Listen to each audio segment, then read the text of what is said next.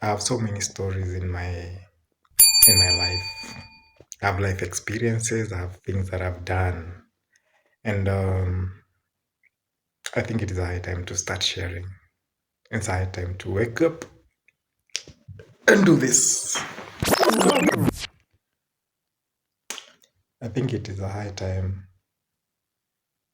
join YouTube. It's a high time I need to join YouTube. It's a high time I need to start my own channel. It's a high time I need to give out the stories.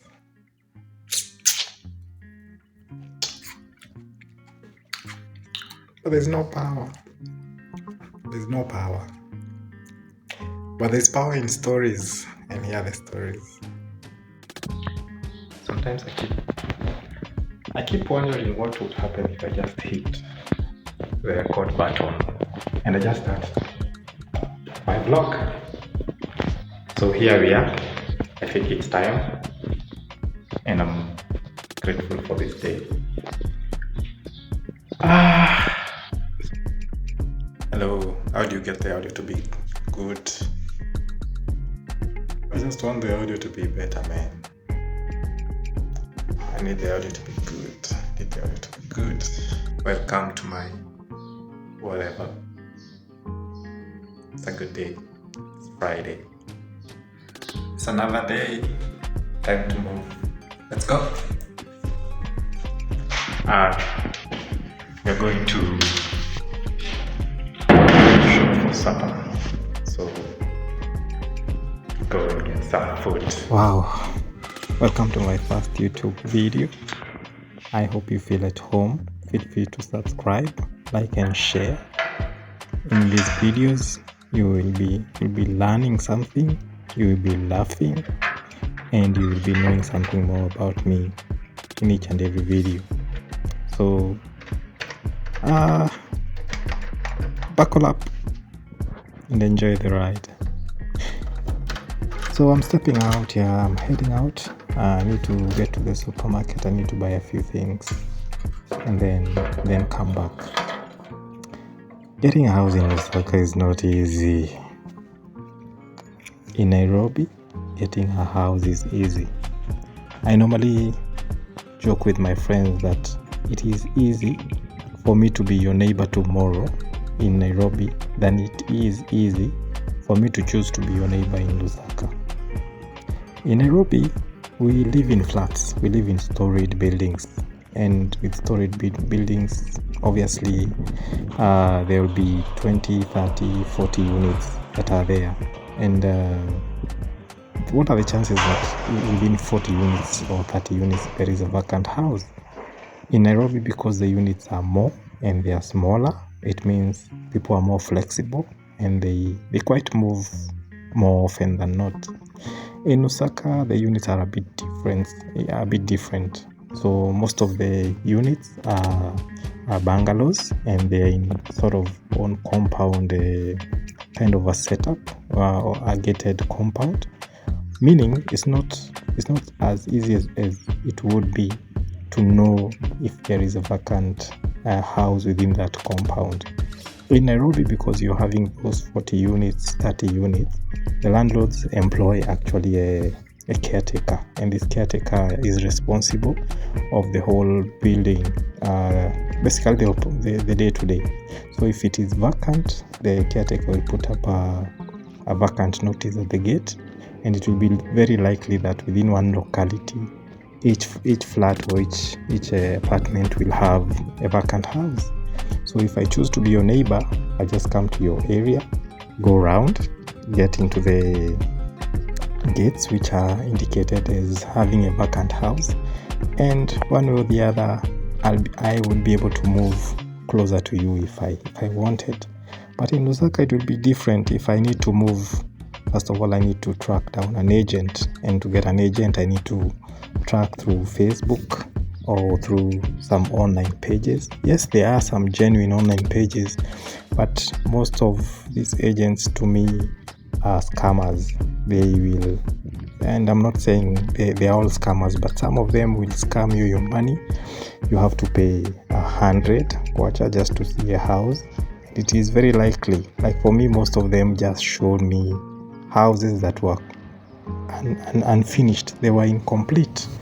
So it was not easy. I actually struggled, and what I've come to realize here is that you have to spend a month or 2 months or even 3 months just to get a vacant house. And on top of it, you must have money with you ready, because once you track the right house that you need to pay the down payment immediately before somebody else scoops it. Here people don't move a lot because people live in families. So because of the number of people that would be living in one household, I believe it is not easy to just keep moving around. So people don't move that often. In Nairobi, it is easy to find people. People really move.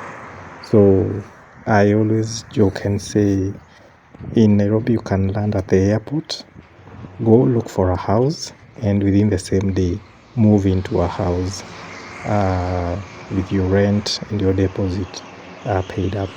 In Lusaka, you will not do. I doubt you can move in within a day, because you have to look for a house for quite some time. First get the agent, then look for the house, and then be able to move. It's a long process. So if you ask me, it's easier to get a house in Nairobi than to get a house in Lusaka. Just my 2 cents. But it's the diversity of cultures and the diversity of societies. That's what I learned, and I think that information should be able to help anybody who's planning to move and find a place to live in Lusaka. So yeah, I hope the information is good for both somebody moving from Lusaka to Nairobi, and also somebody moving from Nairobi to Lusaka. Both sides of the information would be beneficial for both. So I did get back home. I am on to unpack what I was able to buy so that I can be able to prepare supper. This is my Shoprite pack with the things that I was able to get. I think let's scrutinize the bill and see what we're able to get. This thing is upside down. Is it upside down? Yeah, okay. Okay, so this is what I was able to get. There was a cake flour. There was a cooking oil. I think there was an offer of a cake flour and cooking oil, though I don't believe in supermarket offers. I always believe unless you've been tracking the price, the price prior, just going to the supermarket and finding an offer, I always feel like it is manipulative. So either way, this time I got, because I needed both, so I got at the offer price they gave me. Nevertheless, I also got some milk. I got some sugar. So let's unpack. Okay, that one costed me 200, and then there was a smaller pack which I got from my local shop here. There are some eggs. This one costed me about 48. So I got some eggs. I think it's 3 kwacha per egg. Then I got some tomatoes and onions. So that pack costed me 48 kwacha. Then let's unpack the Shoprite pack. Let's see what we got. So I got some cooking oil, which came as a twin with the flour. I think it is a promotion by the company because they are both from Pembe. So Pembe is seems like to be the company, the common company for both. So they're doing a promotion for them. But again, I don't believe on the offers, so just got it. Also got some beans. This is because I have some chapatis remaining from last night, so I'll be having those beans with chapati. Remember the Kenyan food a favorite for many is chapati dondo. So dondo is beans, but it's a street name. I got some sugar. Uh, I have a project I'm trying to do. I have been wanting to do pancakes, so that's why I got these things. I got milk, I got sugar, the flour, I got the cooking oil, and I also got the eggs because I want to do pancakes. I haven't done pancakes. I also got a baking powder, which I don't think I'll be using, but I think I was able to see baking powder in one of the recipes on YouTube, but I don't think I'll be using. So anyway, so this is for my project, but this one I'll be doing tomorrow. So tonight, I just want to prepare the supper, uh, which will be the beans and to have with chapati. So yeah, so as I do this and these ones, I think I'll have to put them in the I'll just put it in the shelves for tomorrow and then start to prepare the food. So as I do that, I have a story for you. And this story, I'll do it in two parts. So the story is about being an African timer. Eventually, somebody explained to me what it means to be an African timer. This thing we've always been told since we were kids. Or sometimes somebody jokes and tells you, "Oh, please don't come here as an African timer." Until I went to Addis Ababa, Ethiopia. That's where I learned about it. So there's this time I go to Addis and I land at the airport. I am taken to the hotel by a taxi driver. So I choose to use this taxi driver for the day.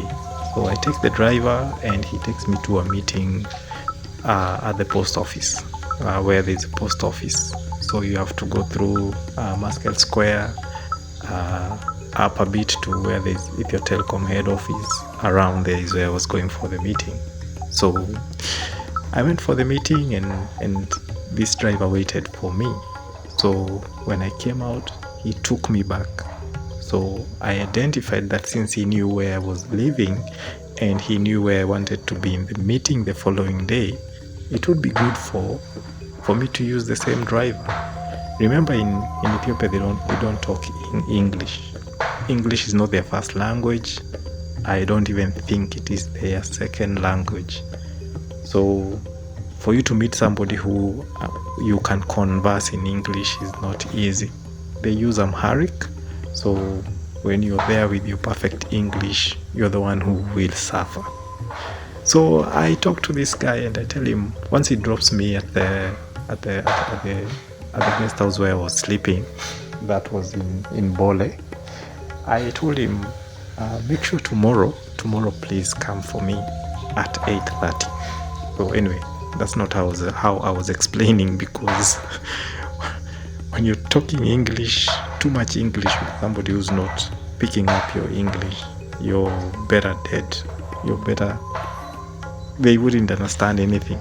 So you have to talk some broken English. So I explained and I felt that we had understood each other.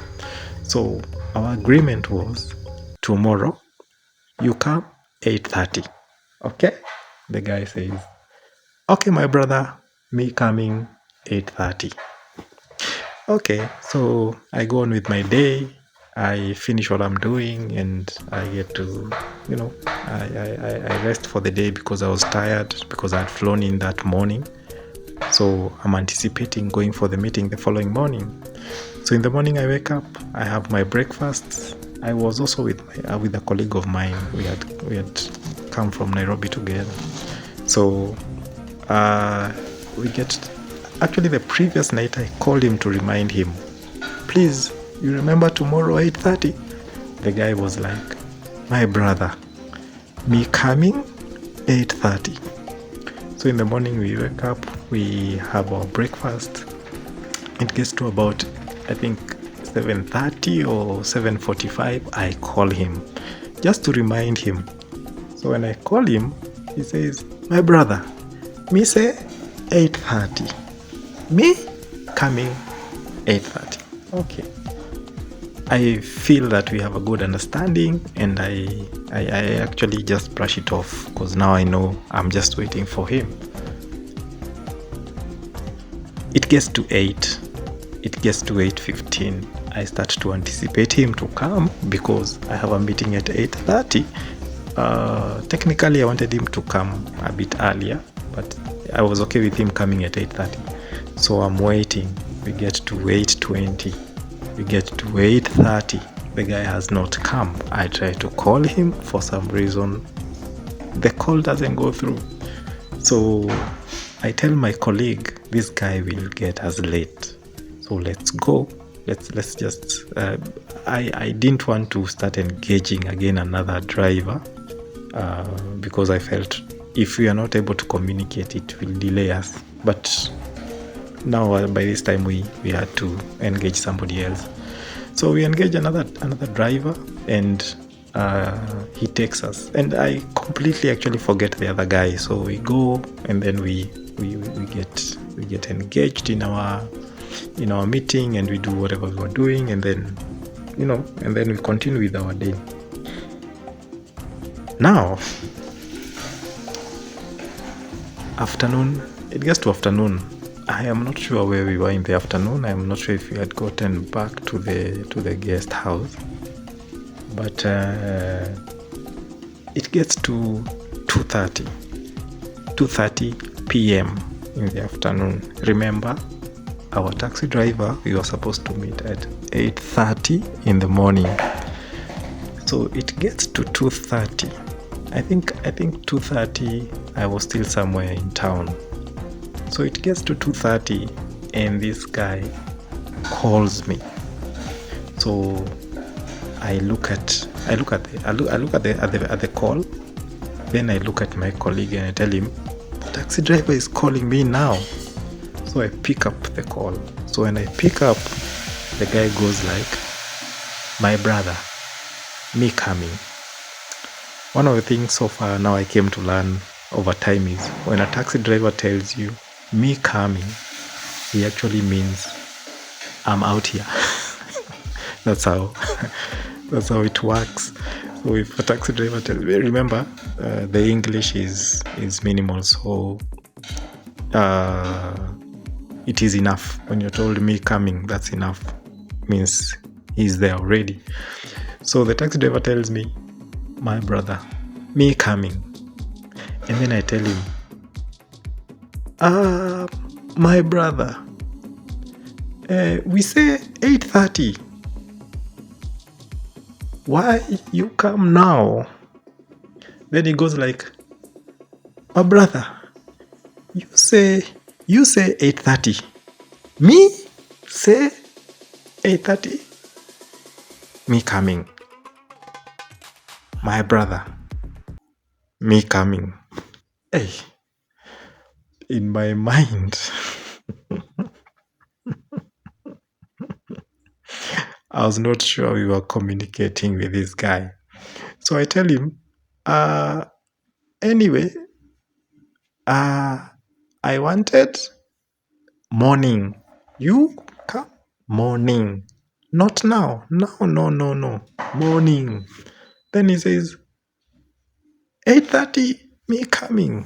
Hey, now we are almost arguing on the call, and me, I'm not understanding, and him, he's not understanding me. So technically, we are both not understanding each other completely. So anyway, eventually I tell him, okay, not today. So no, not today. So that was my first, let me say my first interaction with time in Ethiopia. I'll be giving my part 2 some other time. But just something to note. I have always noticed when I get into a taxi into a taxi, I notice the time setting on the dashboard. So my first time in Addis, I noticed the time on the dashboard was not correctly set, but it never clicked on me. Anyway, feel free to subscribe, share, and like. see you on the next video. Let me have my beans and chapati because it's time to eat. Toodles! Bye bye.